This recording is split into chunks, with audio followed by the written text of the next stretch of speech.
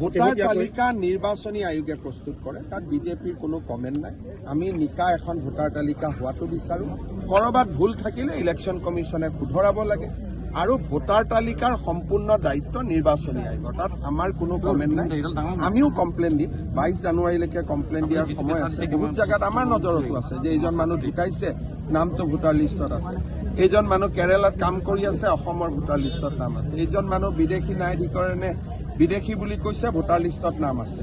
গতিকে এভিকশ্যন হোৱা জেগাত তেওঁৰ এতিয়া ঘৰ নাই, কিন্তু তেওঁৰ নামটো ভোটাৰ তালিকাত আছে। গতিকে বিজেপিয়েও ভোটাৰ তালিকাত বিসংগতি দৰ্শায় 22 জানুৱাৰীৰ আগতে আমিও অভিযোগ দিম, কিন্তু সেইটো নিৰ্বাচনী আয়োগৰ ওপৰত অনাস্থা নহয়, নিয়মেই যে আমাৰ খচৰাত ভুল থাকিবই আৰু ভুল সংশোধন কৰিবৰ কাৰণে claims and objection from 6, from 7, from 8.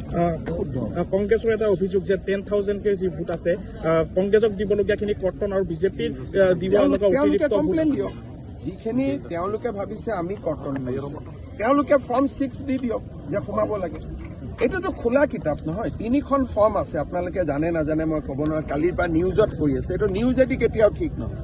Form 6, form 7, form 8।